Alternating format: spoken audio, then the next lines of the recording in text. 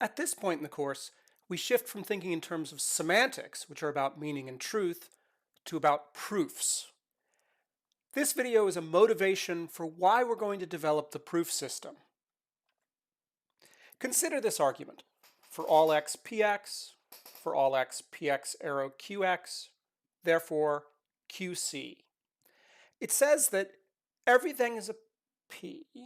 It says that all p's are q's. And then it concludes, so C, whatever that is, must be a Q. And when we put it that way, it's obviously valid.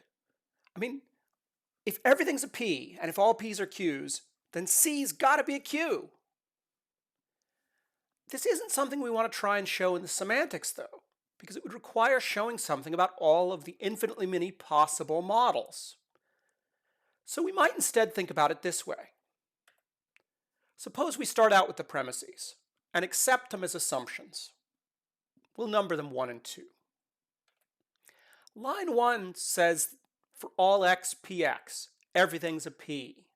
And so we can conclude from that pc, because if everything's a p, then c must be, whatever it is that's named by c. We're inferring from a universally quantified sentence to an instance of that universal claim. This is called instantiating the universal. Instantiating the universal means writing the same sentence for a constant instead of a variable. Here are some examples. For all x px can be instantiated as pf. For all x mx and nx as mf and nf. For all x exists y lyx exists y lyg. And the thing to notice is that if the universal sentence on the left side is true, then the instantiation on the right-hand side must be true also. Instantiation follows logically as a step in an argument.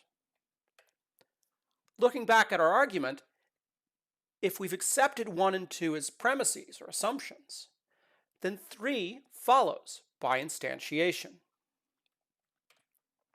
Reasoning in a similar way from line 2, we get PC arrow QC from line 2 by instantiation. What's the next step? Let's make note of a general pattern. If we know a conditional is true, and we also know that the antecedent is true, then we can conclude that the consequent must also be true. And it doesn't matter whether the antecedent and consequent are atomic sentences or long, complicated sub-sentences. Classically, this inference is called modus ponens, the mode of affirming. What we need in our argument is an instance of modus ponens, because we have PC arrow QC on line 4, we have PC on line 3, and it follows that QC from lines 3 and 4 by modus ponens. What we've done is broken down the original argument into small steps. And the small steps are ones that we think are legitimate. So 2 of the steps were instantiation, where we instantiated the universal. And the last step was an instance of modus ponens. The proof system generalizes on this approach. In order to have a general, complete proof system, we're going to need more rules. But each of them is a simple step, like the little steps that we've taken here. In general, a proof is a series of sentences, and each line is either an assumption or is justified from the previous lines based on a rule of proof. Each step in a proof is a simple little inference. The idea is that rules encode inferences that are obviously valid. So every step in a proof draws out an obvious consequence of what's gone before. A long, complicated proof may wind up at a conclusion that's surprising, but the validity of the inference is secured by the fact that every little step along the way followed the rules. We can give formal definitions for what it means to be a sentence or to follow a rule. Recall that in SL and QL, we have formal definitions that specify what it means for a sequence of symbols to count as a sentence. So recognizing a sentence is something a computer can do, even though it can't understand English and it has no idea how we're interpreting the symbols or what we're using them to translate. Similarly, although we want our rules to be valid steps of inference, they're just manipulations of symbols. So proof is just a matter of manipulating symbols, moving around symbols, making allowed moves to get from the premises to the conclusion. You can think of it as being like a puzzle or game. Just as there are rules that govern how to move the pieces in chess, there are rules that govern what you're allowed to write down in a proof.